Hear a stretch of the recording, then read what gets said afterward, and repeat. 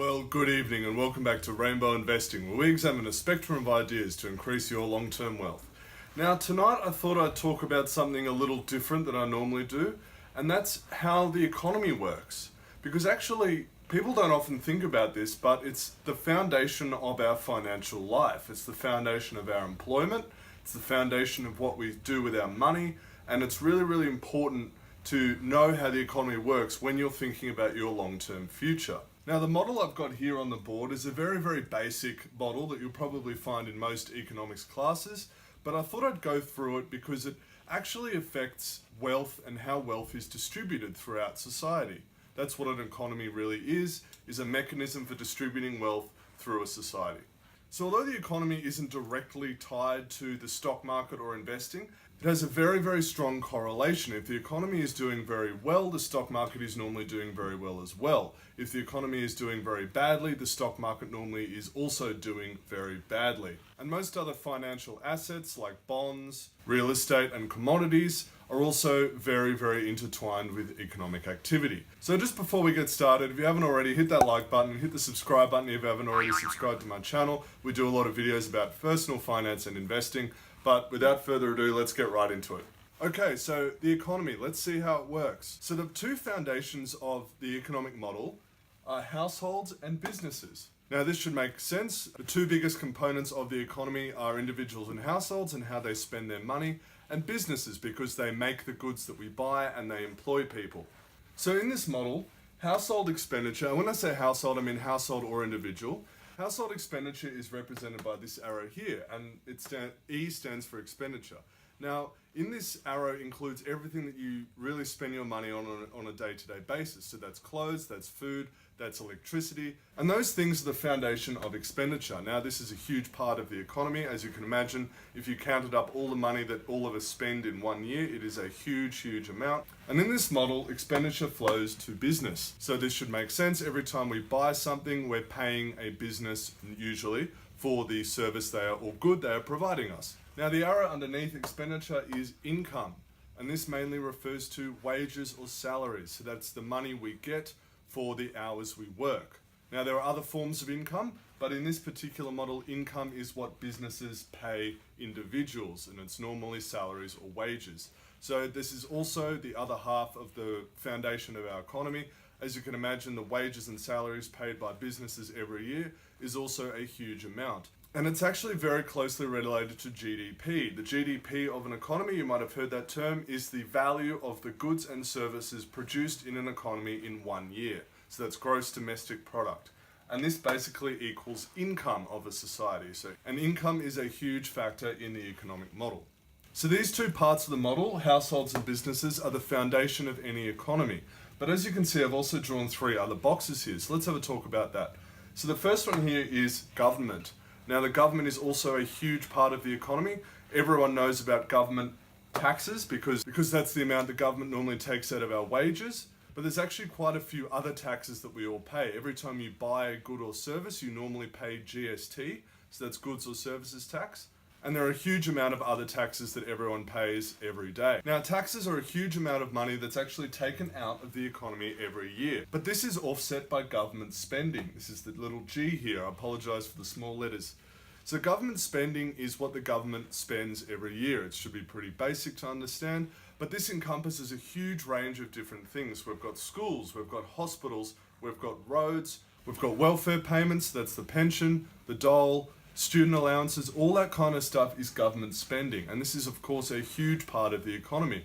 Who do you think pays for the wages of every single teacher, every single nurse, every single firefighter? It is their government. And the government spending is a huge injection into the economy. For the last few years, the government's actually been spending more money than they've been taking out. So that's why we're running what's called a budget deficit. So when the government does this, they actually have to take money from overseas to make all the payments that they are promising the people or that they need to pay. But there you have it, the government is a huge part of the economic model.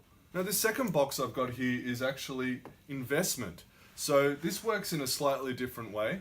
It's represented by savings and investment. So every time someone saves money, say you put $1,000 a week away, so at the end of the year you've got $5,200 sitting in your bank account, that money is money that is not going around this circle. It is pulled out of the economy. It's a leakage. So that's savings for you. But on the other hand, investments are when people put money into the economy and they manage to grow their assets that they have invested in. So that's an injection of money into the economy. Now the reason why these two are linked is normally because before someone wants to make an investment, they usually start saving so they can do it properly. So money comes out as savings and goes in as investment. So that's a leakage and an injection from an economic point of view. All right, so the last box I've got here is overseas. So that just means our imports and our exports. So every time we buy something from another country, we pull money out of this economy, out of our economy, and it goes over to another country. So say if you buy a TV from Japan, that money that you buy for the TV is going to Japan. It gets converted into yen and gets sent to Sony or whoever has made your TV, and it gets sent out of our country. So that is a leakage of money. Conversely, every time we sell something to another country as an export, money comes back into our country. Every time that iron ore is dug up in a mine and sold to China, China pays for that in Australian dollars, and that money enters our economy. So there you have it, guys. This is a very basic economic model. Now the reason why I want to talk about this is because the way this works has a huge impact on our day-to-day life. If businesses start firing people or start paying less wages, that's less money we have in our pocket to spend on other stuff. If the government starts taxing us more or spending less, that's less money that's going around the economy. If people are saving more and investing less, that's less money that's going around the economy, and it goes on and on. So you can see in an economic recession, if any one of these parties stops putting money into this cycle, everyone feels it. And it has a sort of snowball effect. If people can see that not enough money is coming in with their wages or salary, maybe they lose their job, or maybe they haven't had a pay rise for a while, they might stop spending more money on expenditures. And then businesses might see this and then cut wages even more or lay off even more people. So it's a sort of snowball effect. Same with the other things. If people are saving more and investing less, there's less money for households to buy goods. And if a country starts importing more than it's exporting, that's a leakage of money. That's money coming out of our system. And the remaining parts of the system either have to make that up or GDP will decrease. So that's how an economic recession works, is that people pull money out of the system and there's less for everyone. And when you buy shares on the stock market, what do you think you're buying? You're buying pieces of businesses. So if the economy is going badly, it means businesses are going badly, which means that shares are going badly. So you can see the relation to investing here. Alright guys, so I've drawn another graph here, and this is one that I find quite interesting as well. It also relates to economics. But this is a more long-term graph, and it actually comes from Ray Dalio, who's a really famous investor, and he really believes in this kind of graph and how you can use it to make the right investment at the right time. So this is also a model of the economy, but pretend the economy is just this line. Now, Ray Dalio is famous for saying that economies also travel in cycles of credit and debt, and that's how recessions and booms happen. And he also says that this cycle is perpetual. It's always just going up and down, but over quite a long period of time. And what Ray Dalio says is that when we have a recession, it means that this line is turning or intersecting or changing in a way. So what do I mean by credit and debt? So basically you can look at the economy as functioning on these two things, which it does all the time. There's always credit in the system and there's always debt in the system. But there are large periods of time where there is more credit in the system, and there are large periods of time when there's more debt in the system. And you can see this here. And this basically governs how well an economy functions, because credit and debt are just forms of money. And money is, of course, the lifeblood of the economy. So if there's more money floating around, if there's more credit floating around, the economy does well. Every single part of the economy does well. But if money is tight and people aren't lending to each other, then the economy doesn't do as well. So normally during times of economic prosperity, we are in this part of the graph. So this means that demand for credit is rising. So that means that people want to spend more money and they're willing to borrow more money.